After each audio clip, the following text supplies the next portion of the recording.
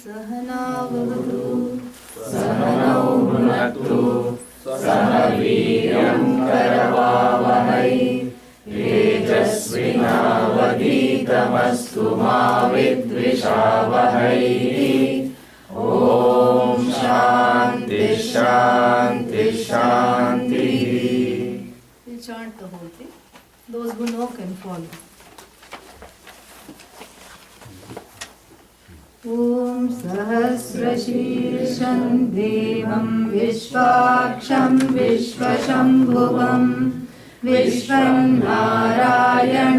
देवमक्षरं परमं पदं विश्वतः परमान् नित्यं विश्वनारायणगुं हरिं विश्वमेवेदं पुरुषस्तद्विश्वमुपजीवति पतिं विश्वस्यात्मेश्वरगुं शाश्वतगुं शिवमच्युतं नारायणं महाज्ञेयं विश्वात्मानं परायणं नारायणपरो ज्योतिरात्मा नारायणः परः नारायणपरं ब्रह्मतत्त्वं नारायणः परः नारायणपरो ध्याता ध्यानं नारायणः परः यच्च किञ्चित् जगत् सर्वं दृश्यते श्रूयतेऽपि वा अन्तर्बहिश्च सत्सर्वं व्याप्य नारायणस्थितः अनन्तमव्ययं कविगुं समुद्रेतं विश्वशम्भुवं पद्मकोशप्रतीकाशनुं विलयं चाप्यधोमुखम् अधो निष्ट्यावितस्यान्ते नाभ्यामुपरि तिष्ठति ज्वालमालाकुलं भाति विश्वस्यायतनं महत् सन्ततगुं शिलाभिस्तुलं वत्याकोशसन्निभम्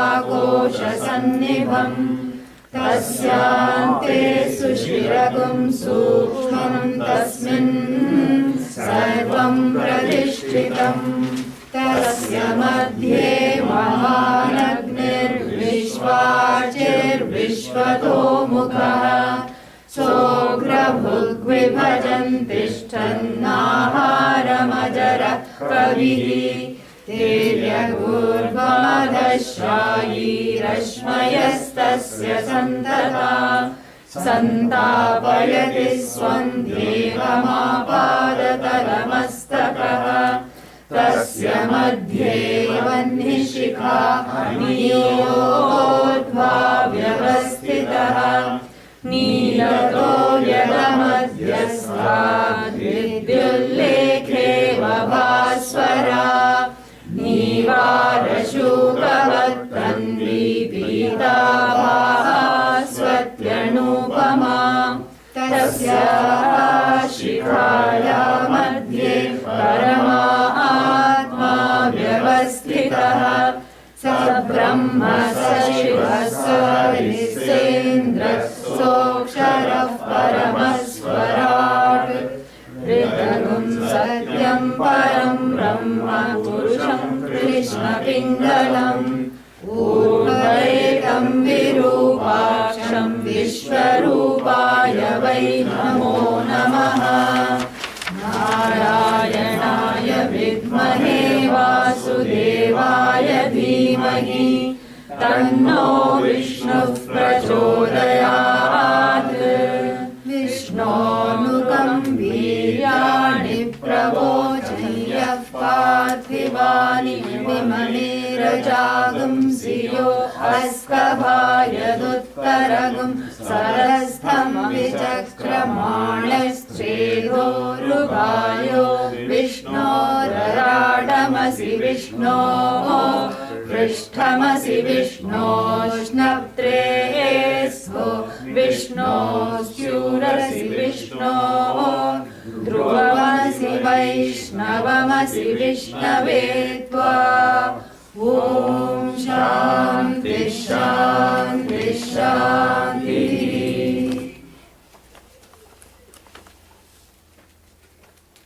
When the bhakti is first expressed, as we said yesterday, there is a certain desperation surrounding it. And in that desperation, in the early nascent shoots of bhakti, when they come out, there is this severe desperation. And in that desperation is hidden a desire to be saved. Yeah. This is how many times, this desire to be saved is capitalized and made into a religion. Yeah. This is what happens. But that desire to be saved comes from the desperation. And therefore, and nothing wrong in saying, Trahimam, Pahimam, take care of me, save me. If you don't take care of me, who else will take care of me? Nobody local is available, and even if they are available, they are very hopeless at it. So, you are the ultimate and only refuge. It's nothing wrong as a prayer. But when it becomes a lifestyle, then it is a perpetual sense of dependency. Correct? And so, in our tradition, we don't say that we are looking for a savior. There is no savior. And that is the saving grace of the tradition. You can hear me? Yes. So, that is the saving grace of the tradition. No founder, no savior. Abba, wonderful. This is sanity personified. It's wonderful. And I told you yesterday what happens to religions that have a founder. What happens? Yeah, the followers, after the founder goes, they flounder. Because they don't know what he said. It's all just, so many things like, it's like for us, if we have this, Shankara Vijaya. So many stories are there. We don't know what to believe. And then we just, go along with it out of respect. But thankfully for us, Adi Shankara is not the founder of the tradition. He is a very important link in the tradition. That's why it is sane. So we can say anything, no problem. Neither is Rama nor Krishna the founder of the tradition. And so no founder, no savior. That is how you can have non-duality. Otherwise you are always looking up somewhere. The head gets, then you need a chiropractor after every prayer session because you are looking up to be saved. You feel so lowly and beneath everything. And so no savior, but still the Trahimam, Pahimam, save me, help me, protect me is allowed. Why? Because one needs to vent out this desperation. But really speaking, in the Vedic prayer, even they don't bother even with that. You go straight to the vision to avoid this very thing because we don't have a salvific tradition. Salvific tradition means a tradition where you have to be saved. You are looking to be saved because you are permanently helpless. Permanently helpless and permanently wanting to be saved. It's not, you don't feel good about yourself. So here the message is you are already saved. But then why do I feel desperate? Well, that's a good point of enquiry. Why should I answer all the questions? You tell me. Why do you feel desperate? That is something that's not the conclusion for us. That's the introduction for us. I feel desperate. That's not a conclusion. That's the introduction to a self-enquiry. This we have to really understand. That's an introduction to say, how come I feel desperate? What is the reason I feel desperate? And here is the vision that shows that you and Bhagavan are one and the same. You don't need to be saved. And if you don't need to be saved, how come you feel that you need to be saved? That there is some discrepancy here. And we don't go by feelings. The feeling is what? Momentary, kshanika. And so you don't enshrine something that is just a momentary thing. And so therefore, the tradition, has very few, if any, prayers or suktam where the bhakta, the newly minted bhakta, is crying for help, and that may be the beginning, but even at the end, the bhakta is crying for help. Such prayers we don't have. This Narayana Suktam symbolizes the best of prayers because it has, it has the vision hidden in it. Not even hidden, it is there. And so the desperation of the bhakta is converted into an opportunity to go within oneself and see what is missing. And what is missing is that alienation. Bhagavan is missing, has gone AWOL, what is that? Absent without leave. Right here where I feel the sorrow, the pain and the alienation.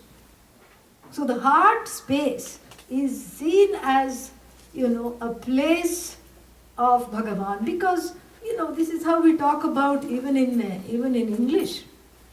I have given my heart, people say. And somebody may say, I'm heartbroken.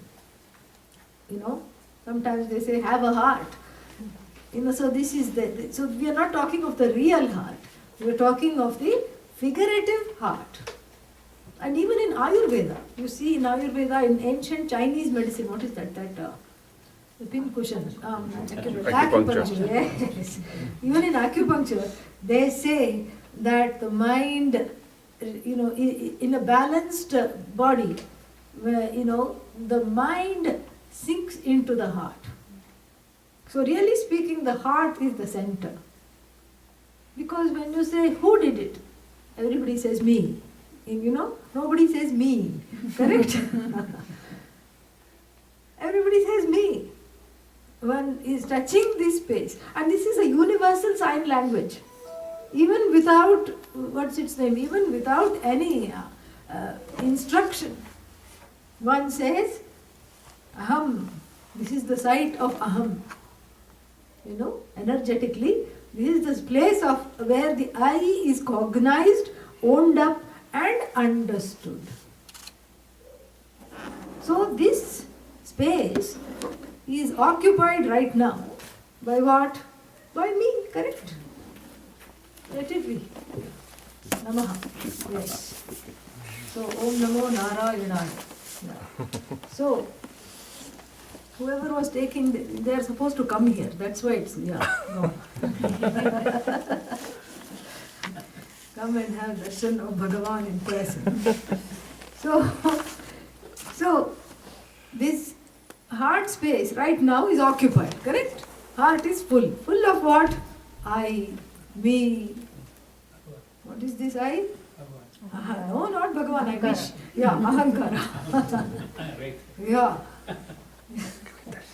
I wish it was occupied by Bhagavan, but it is occupied by me. And who is this me? Ragi, Veshi, Ragi, not what you have for breakfast, not that. I'm not talking of malt, okay? Yeah. Ragi, full of ragas, Veshi, full of dveshas. This is the one who is, pumped up and is occupying the heart in full glory. And Bhagavan is elbowed out. Yeah, that's what happens. There's only space, only a limited space. Think of this chest cavity. It's not a big space. Yeah. And then if there is, if there is a lot of I, then there is no space for Bhagavan. Of course, this is figuratively speaking. In the sense, of course it is Bhagavan only that is there, but the I has gained, what is that? It has gained some proportions through its own self-importance, through its own understanding of itself, and self-referencing as a particular way of seeing that it is in charge, the I is in charge. And when the I is too much in charge, Bhagavan says, "Theek hai, jao karo, jo karna hai, do whatever you want, no problem. My life is easy. You are here, you take care of everything."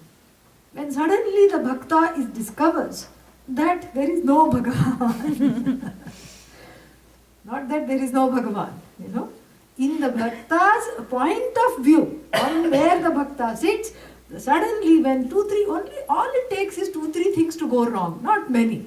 Even one thing to go wrong is sufficient. For this bhakta, the newly minted bhakta, as of yesterday, for this bhakta to miss Bhagavan, only 1 or 2 things need to go wrong. Then, oh, kaha ho, kidhar ho, how can you be so cruel to me? How have you abandoned me? Where are you? You see, this cry starts.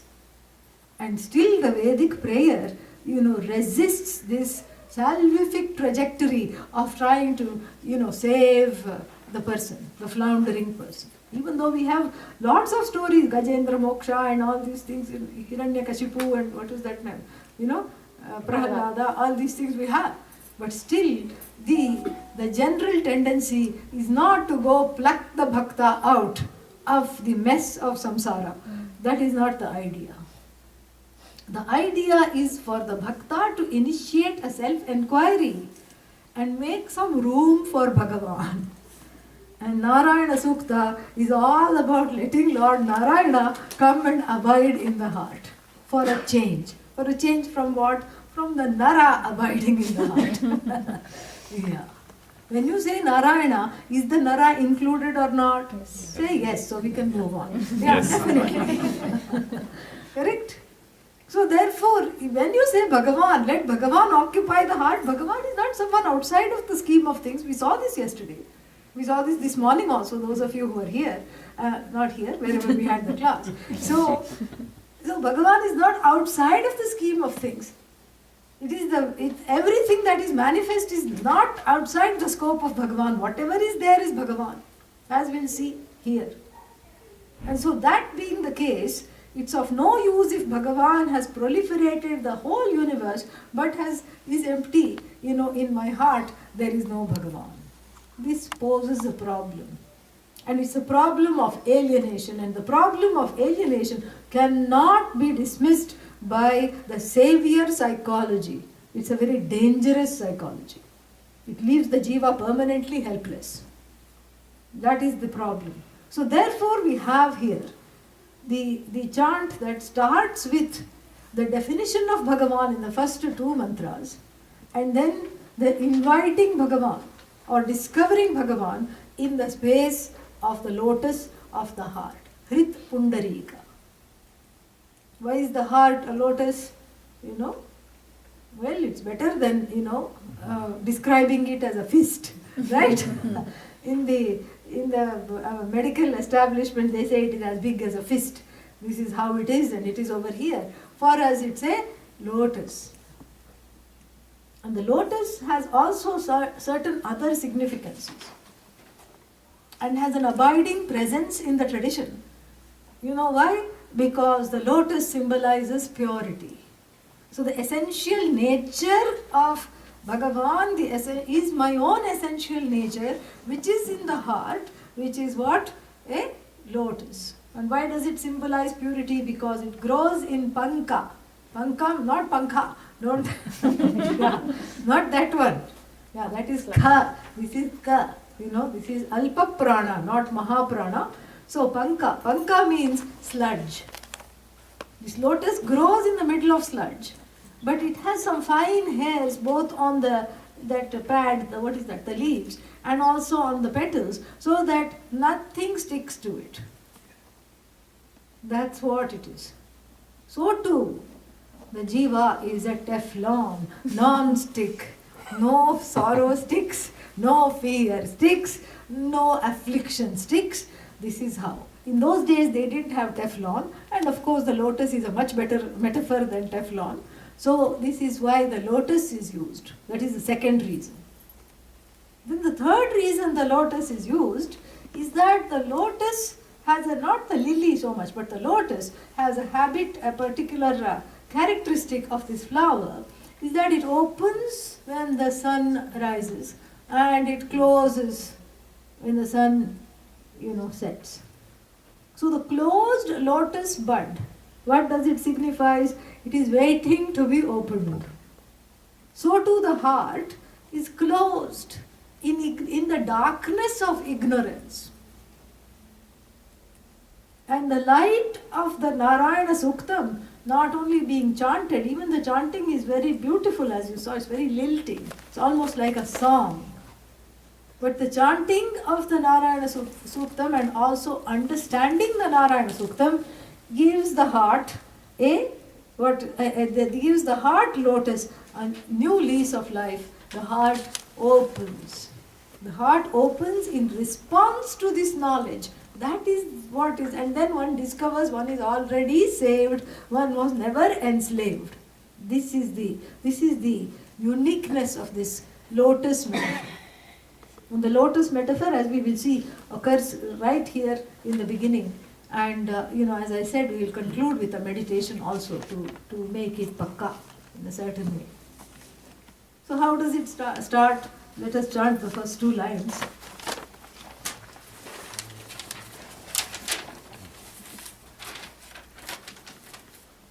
Om Sahasrashirsham Devam Vishwaksham Vishwashambhuvam Vishwan Narayanam Devamaksharam Paramam Padam. So this is, next one also. Vishwatah Paraman Nityam Vishwam Narayanagam Harim Vishwamevedam Purushastad Vishwamupajivati. So this is what we call the Tatastha Lakshana of Bhagavan. So Lakshana, definition. Tatastha means that definition which is specific to defining Bhagavan in light of the creation. So in light of the creation, Bhagavan looks different. Bhagavan, how does Bhagavan look? Almighty, full of power. We were seeing some of those powers yesterday in the morning. Almighty, full of power, full of all kinds of things. And then what? This Bhagavan is the Lord, means what? Lord is a relational word, is it not? Because there should be something that one lords over. Otherwise, no point in calling Lord. So when you say Lord, that means it is a specific definition with keeping in view the creation. With the manifest Jagat, Bhagavan gains a particular epithet. Ishvara, the overlord of everyone. And then, so this particular epithet is only applicable in relation to the creation. The overlord of all. And we know that our creation cosmology, what does it have? It has a very specific, it's not that God created the world and then went away, leaving someone else to babysit the world. No. Everything that is here is manifest as the Lord alone. What is Bhagavan. So everything that has existence, everything that has a presence, has the presence of Bhagavan. Everything that is sentient also has the presence of Bhagavan. So that all there is this Bhagavan. So the creation is not separate from the Creator. This is the vision. But then the Creator is separate from the creation. That will come later. Don't worry about it now. This much we understand. The creation is non-separate from the Creator. Just as even the dream is non-separate from you. When you dream, it's you. It's your own knowledge, your own fears, your own memories that are coming out as the dream. You project, you manifest the dream Jagat and you pervade the whole dream Jagat also. So too this universe is manifest and pervaded by Bhagavan, by Narayana, the goal of the human being, in the same way. Small aside, why goal of the human being Nara? Why not goal of the cat and the dog? Goal of cat and dog also, but they don't know that. They cannot know that in this Janma. So therefore this hymn is addressed to human beings. That's what it is. So therefore, coming back to this, Sahasra Shirsha, every head is Bhagavan's head. Yeah, every head. The head that has bhakti, the head that is, that is conniving, some thoughts perhaps, that is also, we cannot say that is Bhagavan, that is also within the scope of what we call Bhagavan. Sahasra Shirsham. We stop at 1,000 because otherwise you'll be number crunching. That's not what the point is. You get the point. Sahasra here is not thousands, it means countless. Every head is Bhagavan's head. And you can think of so many heads come to mind: monkey head, alligator head, snake head, cat head, dog head, not God head, there is some word. So all this is Bhagavan alone. Every head that is recognizable as a head is Bhagavan alone. So if all the heads are Bhagavan, then what about the eyes? All the eyes are also Bhagavan. Non-separate from Bhagavan because there is an order. We have to see that when you say every head is Bhagavan's head, we are talking not of each and every head, but we are talking of the order of the head, the eyes, the feet, etc. Because there is a certain infallible law that governs eyesight, for example. That governs brains. Wherever there are brains, the same laws are there. Wherever there are eyes, they have the capacity to see. That is a law. When you look at all the animals, all the non-vegetarian animals, their eyes will be shifting, darting, because they themselves are predators. So they are very aware that they will be predated upon. And you see the eyes of the cow, gentle. Eyes of the dog, very loyal. So all eyes, and if there is some disorder of the eye, like this macular degeneration, etc., that is also within the order. It is not outside of the order. Even disorder is the part of the order because the disorder addresses another order called the law of karma. Very beautiful. So whole of this Bhagavan is spread out as these various infinite orders. So this is the first definition of Bhagavan, Tatastha Lakshana. Yato va imani bhutani jayante, yena jatani jivanti, yat prayanti avisam vishanti. Tad vijignyasasva, tad brahma iti. So, here, from whom everything has emerged. Bhutani, all the elements and the elementals have emerged from which force, from which presence, and by whom all of it is sustained, unto whom all these forms and names resolve. So really everything is Bhagavan plus name and form. That is what it is. Whatever you see is Bhagavan plus name and form. Satchidananda plus name and form. So this is what it is. Sahasra Shirsham Devam, Sahasraksham, and then Vishwam. This is very interesting because that was the first line. And immediately the second line is Vishwam. Vishwa, see, this is how the Vishnu Sahasranama also starts. The first word is what? Vishwam. Yeah. That Vishwa has a very big meaning in the tradition.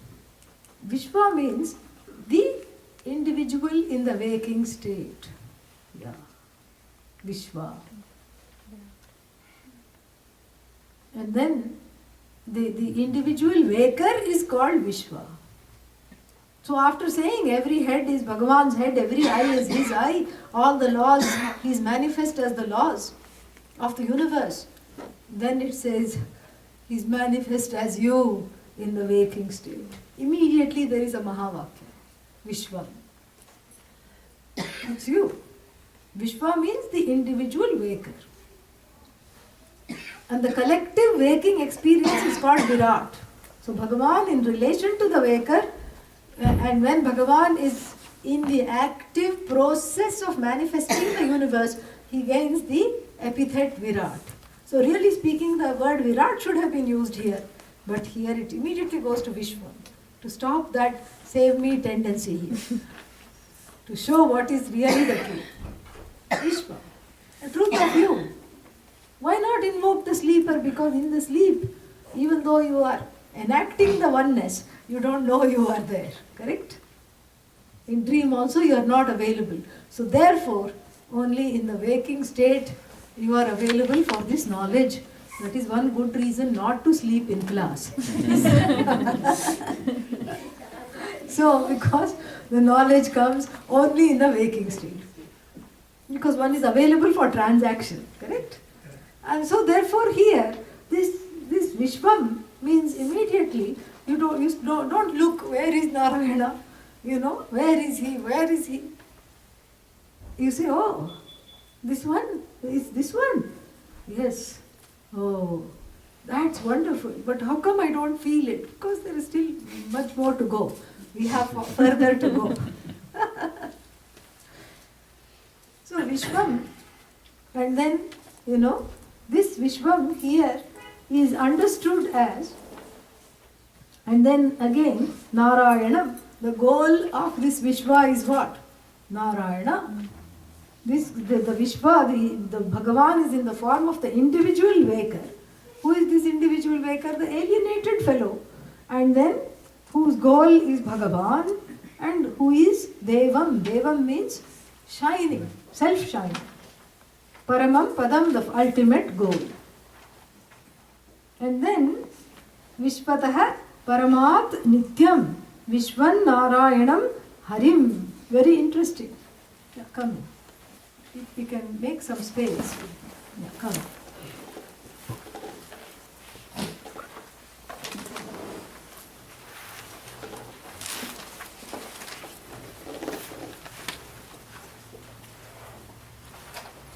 Vishwataha Paramat, Vishwataha Paramat Nityam.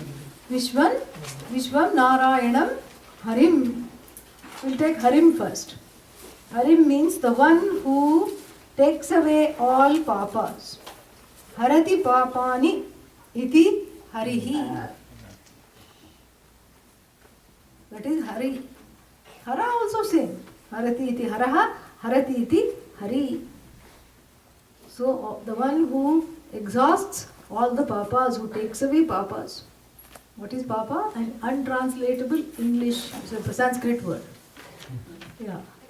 Papa means the uncomfortable situations gained through unrighteous actions, either in this life or in previous lives. We don't have a concept of sin. To translate papa as sin is perhaps the only sin. There is no other sin for us. So Hari means the one who takes away my omissions and commissions. See, this is really all about oneself, because this is the definition of Bhagavan in relation to the created universe, and what is the center of the created universe is you.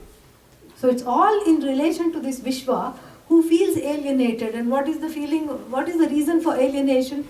Guilt. What is one of the reasons? Yesterday we saw the symptoms of samsara roga, correct? So, and the guilt is as a result of what? Why do I feel guilty? I feel guilty because I have done something wrong. That's the feeling. So here immediate absolution is given without needing to be saved. Because the one who takes away papas, the one who takes away all karmas, this is what is Harihi. And then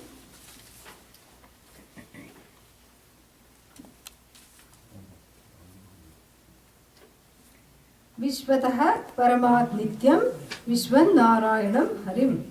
Meaning it is the one that is the Purusha alone.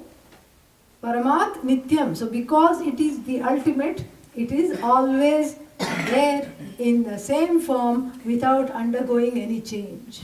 Lest one think that after manifesting the universe, something, Bhagavan has undergone change, lost weight, or lost the luster, lost the satta, lost the spurti. Not at all.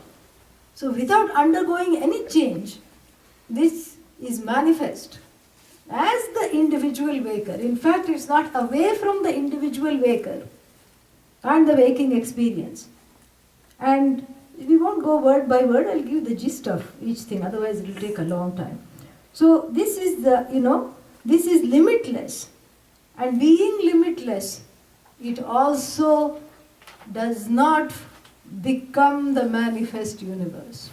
Just like the clay, in relation to the pot is limitless. It manifests as the pot, but is uniquely itself. Correct? Yeah. While pot is completely clay, the weight of the pot is the weight of clay, color of pot is color of clay. In fact, the whole pot is nothing but clay. But can you say the whole clay is nothing but pot?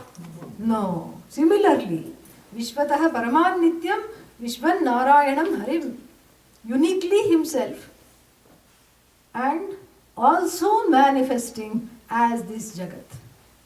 So we could understand it as clay. Just the clay has an immanent form in the form of the earthenware world. Correct? The world of earthenware. You have pot. Why just pot? You have jug. Sharava it is called. You have sharava, you have lid, you have so many things you can make. You can make a beautiful figure of Lord Krishna also in clay. So this whole world of earthenware, the clay pervades. In fact, the clay, the earthenware is non-separate from clay, comes from clay, sustained by clay, goes back to clay. Similarly, this whole Jagat is upheld by this Vishwa. Who is that Vishwa? As the self-shining, Satchidananda, really. And from this alone the Jagat has come. By this the Jagat is sustained. And unto that, which is called Narayana, the goal of everybody, the whole Jagat resolves. Very beautiful. So, that is the first mantra is it's the immanence of Bhagavan in the universe. In Sanskrit it is called Tatastha Lakshana. Lakshana definition.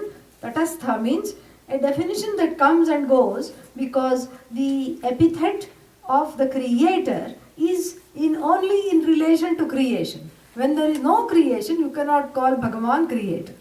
What will you call Bhagavan? Brahman, Satchidananda. In relation to the creation, you will say Narayana because there is Nara here. Therefore, you need a certain epithet. But this doesn't mean that Bhagavan has undergone any change. It's just in the sense of a role. Just like a human being, is crowned the king. Then you call the person king, correct? And sometimes this happens in Rama Leela. We have all these things in the rural areas you should see. Who was this Rama? Quote unquote. He was the blacksmith of the village. Yeah. Suddenly crowned Rama. And then he comes with, all borrowed finery. It's all from the local renting shop. Nothing belongs to him and they're all just cheap, glittery stuff. Glittery crown and kadas and all these things. Kavacha, he comes out. And then everybody falls at his feet. Yeah, they really do. They invoke Lord Rama in the blacksmith. They may not be fond of him. He may not be a very efficient blacksmith. Yesterday only this lady was screaming at him. Why haven't you done this? And then today she's falling at his feet. You see? This is what it is. And then the play is over. And then what happens? He has to take off because the rental people are waiting. Yeah, only 2 hours we had given this crown. Come, take it off, take it off. He can't keep wearing that, and going to his local pub. That, he can't do that. And so he has to give away all the finery, all those false pearls and glitter and all these things he had to give away. And then what? He becomes local Rama, not Lord Rama, correct? And so like this, same thing. This, the finery in terms of, imagine all these attributes of Bhagavan that we say, all-knowing, omniscient, omnipotent, all these things are like the baubles, the crown, the earrings, and the kavacha, all these things. And then in repose, when there is laya, when there is, no creation, when everything has been absorbed into itself, then what? All those crowns and baubles, there is no need, correct? Because there is no manifest universe to show off all this prowess. There is no need. The prowess is a potential, not that it goes away. It is there as a potential. It comes out and then goes back in. Comes out, goes back in, along with the creation as and when needed. So without the crown and all the trappings of this Ishvaratvam, who is this Bhagavan? Vishwa, you. Oh, but I too have trappings. Yes, we are very aware of that. And what are those trappings? Body, and not just the body, the sad, bad, mad mind, correct? And the ignorance, that itself is a trapping. It's like a dark, grey cloak, This Mother Maya has stitched and thrown over this jiva. And the jiva cries, oh, where are you? Why am I alone? I'm scared. It is dark. And the coat has a border of tears. Yeah, this is what it is. Bhagavan's cloak has galaxies on it and omnipotent, omniscient, everything. Huge. You uncloak this jiva, what do you get? Vishwa. That's what it is. Same thing. You uncloak this jiva, you get Satchidananda, which is going to be described in the next verse.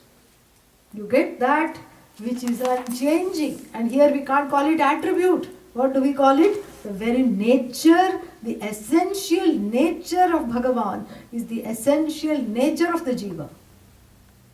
Only the cloaks are different.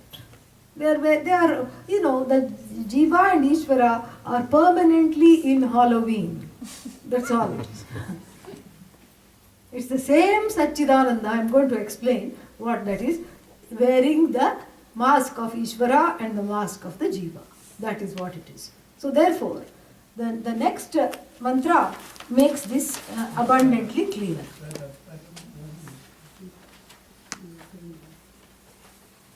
Yeah, so one small piece we have not done. Vishvam eva upajivati. Meaning, from this alone, the whole Jagat derives its subsistence. And I meditate upon that Bhagavan who destroys all papas and on whom the entire Jagat depends. This is the first one. This is what is called the coming and going nature, Tatastha Lakshana.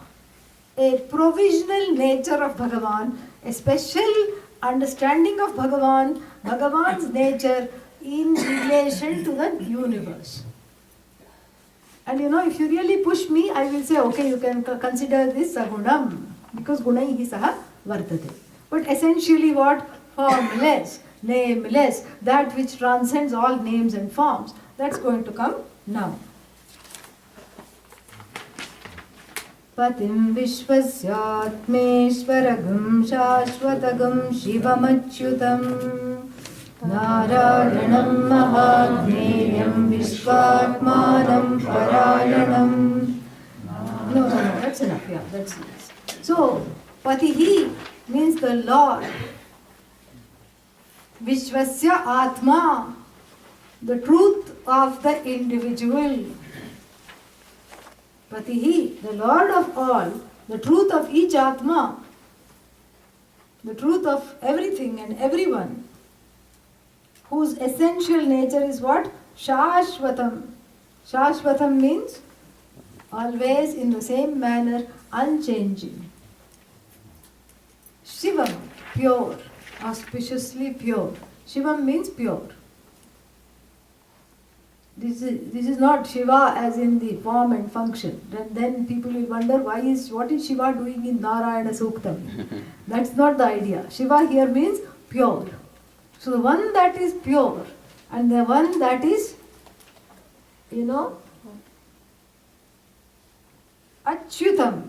Achyutam means Chutihi na vidyate yasya. Chuti means fall. The one who can never fall. The one who is not fallible. See, fallible starts with fall. Yeah. So the one who is not possible for this person to make a mistake. The one who is all knowledge, infallible and complete in himself and the one who is Shashvata and Shiva, pure. And so when these traits, you can call them traits provisionally. So when in this definition of Bhagavan, what do we see? We see oneself. Shashvata and then Shiva, Achyuta. Meaning it does not fall or get lessened in any way because it is manifest as the universe. Impossible for it to do that. And so Shivam Achyutam. And so therefore Narayana becomes Jnaya. Jnaya means the only thing to be known. Mahajnayam. The only object worthy of being known is the subject which is the Vishwatma. And the Parascha Asau Ayanascha. The Lord of all, the truth of all.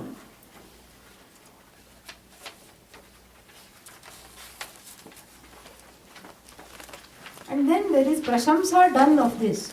So you see there are two kinds of definitions. You see that? The first one is the Bhagavan, which is non-separate from the manifest universe, Tatastha Lakshana. This one is called Swarupa Lakshana. Swarupa Lakshana. Swarupa Lakshana means what? The description of the essential nature. And what is the essential nature? Sat Chit Ananda. Existent Sat. The only thing that is existent. Because even when I say, flower is, if I say, that how long is the flower is? Only maybe till tomorrow, maybe till day after. Correct? And then after that, what happens? Wilted flower is. Compost is. Another carnation bush is. Like that. The is never goes. The is keeps on shifting from one Nama Rupa to another Nama Rupa to yet another Nama Rupa. The is a shifting is. And then finally it joins Ishvara. What are the first two letters of Ishvara? I. See? That's how to remember. So all is all the way. That is called Sat. And then Chit means it's all knowledge. Because even when you look at this flower, you see knowledge. How the petals are curled this way, why it is a certain color, why it is a certain height, why it grows like this, why something else is smaller than this, why something else is bigger than this, why this doesn't have a fragrance. All this, when you say flower is, flower knowledge is. That is all knowledge. And then what? That is limitless. We saw how the is keeps shifting. So therefore, is limitless. Limitlessly is all knowledge. Satchidananda. And that is the definition of you. You are also Satchidananda. Bhagavan also Satchidananda. All there is Satchidananda alone.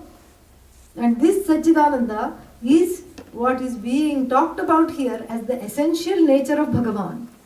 Not the nature that we saw earlier as the manifest universe. That is more of a Tatastha Lakshana. This is called Swarupa Lakshana.